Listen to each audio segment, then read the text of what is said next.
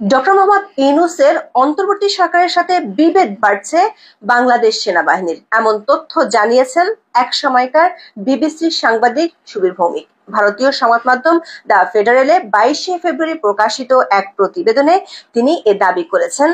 আধুনিক ও যুগোপযোগী প্রশিক্ষণের মাধ্যমে দক্ষতা অর্জন করে আগামী দিনের নতুন নতুন চ্যালেঞ্জ মোকাবেলার জন্য প্রস্তুত থাকার জন্য সেনাবাহিনীর ইএমই কোরের সদস্যদের প্রতি আহ্বান জানিয়েছেন সেনাবাহিনী প্রধান জেনারেল ওয়াকারুজ্জামান। অন্তর্বর্তী সরকারের সাথে সেনাবাহিনীর সঙ্গে বড় ধরনের বিরোধ। আজকের ভিডিওটা অত্যন্ত গুরুত্বপূর্ণ। আজকের এই ভিডিওর মাধ্যমে আপনাদেরকে কয়েকটা গুরুত্বপূর্ণ ভিডিও ক্লিপ অংশ দেখাতে যাচ্ছি। পুরো ভিডিওটি কন্টিনিউ করেন, তাহলে এই ভিডিওর মাধ্যমে অনেক কিছু জানতে পারবেন আপনারা। অন্তর্বর্তী সরকারের সাথে বিভেদ বাড়ছে বাংলাদেশ সেনাবাহিনীর, এমন তথ্য জানিয়েছেন এক সময়কার বিবিসির সাংবাদিক সুবীর ভৌমিক। ভারতীয় সংবাদ মাধ্যম দ্য ফেডারেলে 22শে ফেব্রুয়ারি প্রকাশিত এক প্রতিবেদনে তিনি এ দাবি করেছেন। বাংলাদেশের সাম্প্রতিক সময়ে আইন শৃঙ্খলা পরিস্থিতির অবনতি ও যে অরাজকতা চলছে তা সেনাবাহিনীর ভাবমূর্তিকে প্রশ্নবিদ্ধ করছে। সুবীর ভৌমিকের প্রতিবেদনের চুম্বক অংশে বলা হয়েছে, বিশৃঙ্খলা থামাতে এবং জাতীয় নির্বাচন অনুষ্ঠানের জন্য বাংলাদেশের সেনাপ্রধান জেনারেল ওয়াকারুজ্জামান বাংলাদেশ সরকারের শীর্ষে পরিবর্তনের কথা বিবেচনা করছেন। এমনকি প্রয়োজনে জারি করা হতে পারে রাষ্ট্রপতির জরুরি ক্ষমতা, গঠিত হতে পারে নতুন তত্ত্বাবধায়ক সরকার। তবে সেই পরিবর্তনের ক্ষেত্রে সুবীর ভৌমিক কিছু যদি ও কিন্তুর কথা বলেছেন। চলুন যাওয়া যাক বিশ্লেষণে। দ্য ফেডারেলে প্রকাশিত প্রতিবেদনটির শিরোনাম হলো as Bangladesh anarchy hits army's image it's wrapped with interim government widens, যার বাংলা অর্থ করলে দাঁড়ায় সেনাবাহিনীর ভাবমূর্তিতে আঘাত হেনেছে বাংলাদেশের অরাজকতা, অন্তর্বর্তীকালীন সরকারের সঙ্গে বিভেদ বাড়ছে।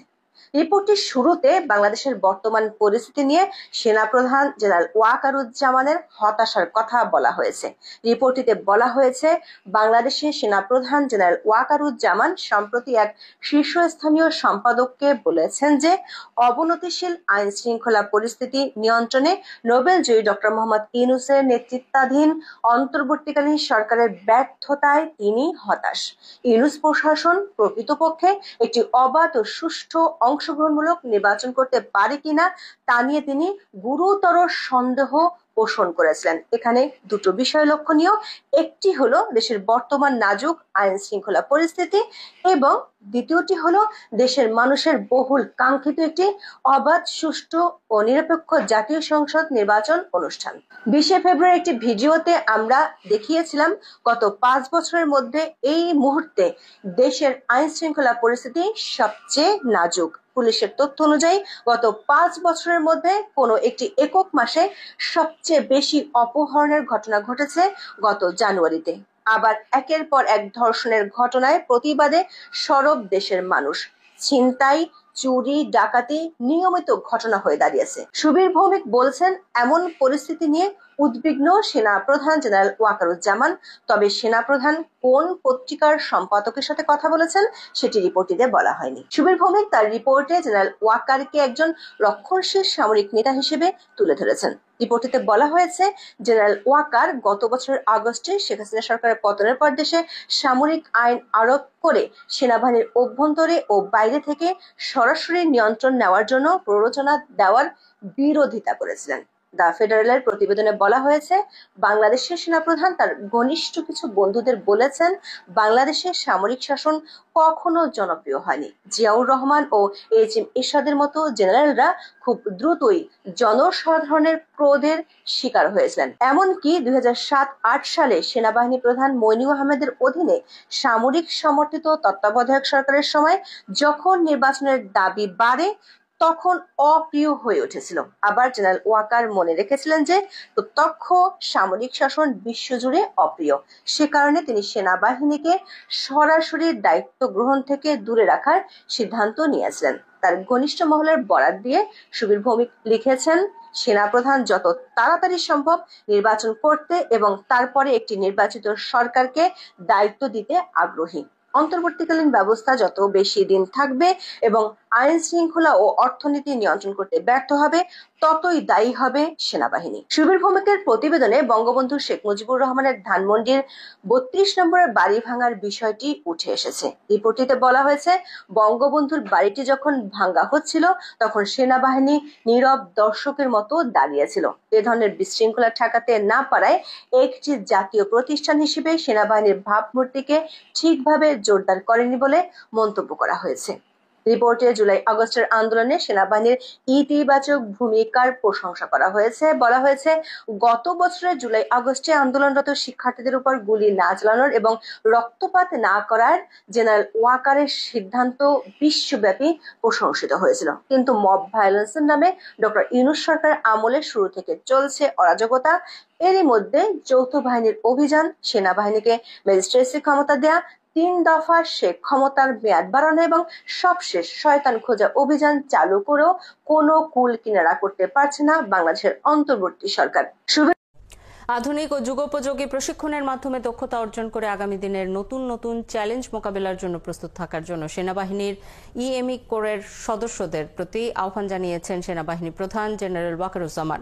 রবিবার বেলা ১১টার নীলফামারীর সৈয়দপুর সেনানিবাসের ইএমই সেন্টার অ্যান্ড স্কুলের মেকানিক্যাল সেন্টারে ইএমই কোরের বাৎসরিক অধিনায়ক সম্মেলনে তিনি এই আহ্বান জানান। এ সময় দেশে এবং আন্তর্জাতিক পরিমণ্ডলে ইএমই কোরের প্রশংসা করে অধিনায়কদের সেনাবাহিনীর উন্নয়নকল্পে বিভিন্ন দিক নির্দেশনা দেন সেনাপ্রধান। এর আগে সম্মেলনে পৌঁছলে তাকে স্বাগত জানানো হয়।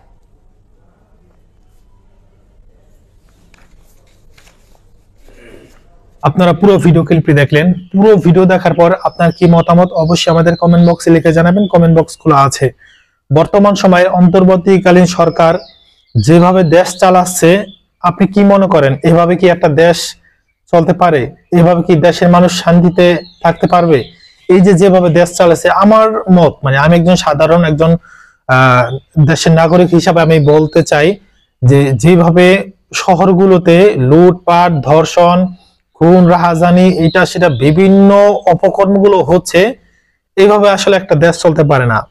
এভাবে একটা দেশ চলতে পারে না। কেন চলতে পারে না? দেখেন ভাই, কিছু কিছু ঘটনা দেখলে মনের মধ্যে এত কষ্ট পাই যেটা বলে আপনাদেরকে বোঝানো যাবে না। কেন? দেখেন ভাই, চলন্ত বাসে ডাকাত ঢুকছে, বুঝবেন সারা রাত ভর মানে ৪২ জন যাত্রী ছিল, এর মধ্যে ২ জন নারীকে রাত ভর দর্শন করছে।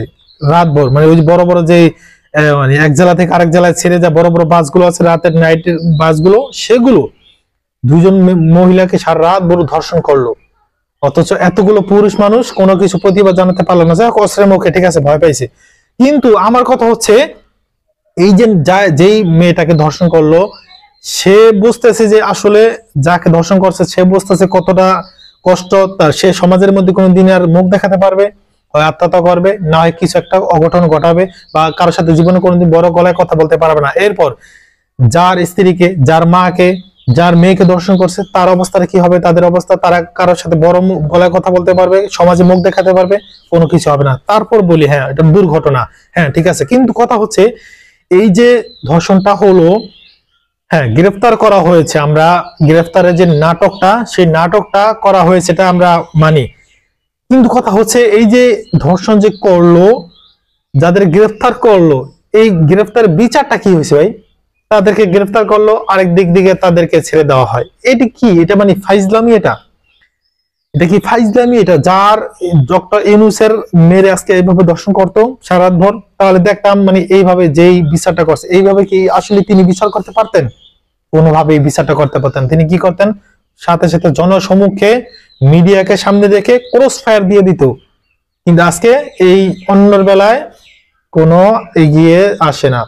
এই জিনিসটা খুব কষ্টকর। একটা কথা ডক্টর ইউনূস সাহেবকে বলতে চাই এই ভিডিওর মাধ্যমে, যদি কোনোদিন তার কাছে পৌঁছে, একটা কথা বলবো যে এমন কিছু আইন আপনি করে যান যে আইনটা আপনি যাওয়ার পরেও মানুষ ২০ বছর ৫০ বছর পর্যন্ত যেন মনে রাখে না, হ্যাঁ ডক্টর ইউনূস দেশ চালিয়েছিল, ধর্ষণের বিচার এরকম ভাবে এত কঠোর করেছিলেন। শুধু তাই না, তিনি এরকম ভাবে চোরের হাত ধরতে পারলে সাথে সাথে কর্তন করে দিবে, কেটে দিবে, এরকম একটা নিয়ম করেন। যারা রাহাজানি, চুরি, ডাকাতি করবে তাদের এরকম একটা শাস্তির ব্যবস্থা করে যান, যাতে করে পরবর্তী প্রজন্ম এই দুঃসাহস পর্যন্ত না দেখা যে না এটা চুরি করবো বা এটা সেটা করব। যদি না করে যেতে পারেন তাহলে আপনার জীবনটা ব্যর্থ হয়ে যাবে। কারণ দেখেন, ফখরুদ্দিন সাহেব অল্প কয়েকদিন দেশ চালিয়েছে, অল্প কয়েকদিন, মাত্র অল্প কয়েকটা মাস চালিয়েছে। এর মধ্যে তিনি যে নিয়ম কানুন করছে, সেই নিয়ম কানুন এখন পর্যন্ত, হ্যাঁ বর্তমানে বহু আগের কথা, কিন্তু ফখরুদ্দিন দেশেও নাই, তার নামগন্ধ নাই, অথচ তার আইনগুলো, তার শাসনগুলো এখন পর্যন্ত মানুষের কানে বাজে, কিন্তু এখনো বলতেছে না ফখরুদ্দিন দেশ চালিয়েছে। এইভাবে যদি দেশ না চালায় কোনোদিন দেশ চলে না, এরকম কথা এখন পর্যন্ত আজকে সকালবেলা বলেছে মানুষগুলো। মানে কেন সম্ভব বোঝেন কিছু? কি পরিমাণ আইন করছে, মহিলাদেরকে যেরকম আইন করছে, যেরকম চোর আইন করছে, সেরকম বিভিন্ন ভাবে এত আইনগুলো করছে। ভাই আমাদের ওই সময় জন্ম হয়েছে কিনা আমার সঠিক আমার জানা নেই, রইলেও আমরা ছোট মানুষ বুঝি না ওই সময়, পরবর্তী শুনছি আর কি, আমাদের বাবা মা বা দাদা দাদাদের কাছ থেকে শুনছি কি পরিমাণ আইনটা করা করছে। ওইরকম আইন না করলে এভাবে দেশ চলে না। ডক্টর ইউনূস সাহেব, আপনার ভয়টা কিসের? 18 কোটি মানুষ আপনার সঙ্গে আছে, এই দেশটা দুর্নীতি মুক্ত আমরা করতে চাই। আগের স্বৈরাচারকে কেন আমরা এই দেশ থেকে তাড়িয়েছি সেটা আপনি ভালো করে জানেন। অনেক স্বৈরাচারী করছে, দেশের টাকা পাচার করছে, এই জন্যই তো তাকে আমরা তাড়িয়েছি। কিন্তু সেই একই অবস্থা, এর চাইতে ভয়াবহ অবস্থা আওয়ামী লীগের চাইতে, আমলের চাইতে এখন বর্তমান আমলে আরো বেশি ভয়াবহ হচ্ছে। যে পরিমাণ দুর্নীতি, রাহাজানি, খুনাখুনি, টাকা ধর্ষণ, এটা সেটা 5 বছরের মেয়ে পর্যন্ত এই সমস্ত নরপিশাচদের কবল থেকে রেহাই পায় না। চিন্তা করতে পারেন, যার মেয়েটা দর্শন করছে সে কি এখন এই দুনিয়াতে আছে, থাকতে পারে? চিন্তা করেন তো। আমি একটা কথা বলবো, অন্তর্বর্তীকালীন সরকার যদি ব্যর্থ হয় তাহলে সে যেন হয় এই গদি ছাড়ুক, আর না হয় সে কি করুক, না হয় নির্বাচন দিয়ে দেখ, এই দুইটা একটা করুক। এর বাইরে আমরা অন্য কিছু চাই না, এর বাইরে আমরা অন্য কিছু চাই না। আমরা হয় নির্বাচন, না হয় তিনি গদি ছেড়ে দেখ, আর না হয় তিনি এমন কঠোর ব্যবস্থা করুক যাতে করে দেশের মানুষ একটারে বিচার করলে যেন 50টা যেন ভয় পেয়ে যান, না আই হাই এটা কি ভাবে সম্ভব, এরকম যেন কথা বলে। তো যাক, আর কোনো কথা না, ভিডিওটি শেয়ার করবেন। আর কথার মধ্যে কষ্ট পেয়ে থাকলে, আমি যে কথাগুলো বলেছি আমি কি আসলে অতিরিক্ত বলেছি নাকি ঠিক কথা বলেছি, অবশ্যই কমেন্ট বক্সে লিখে জানাবেন। ভিডিওটি শেয়ার করে দিবেন। আল্লাহ হাফেজ।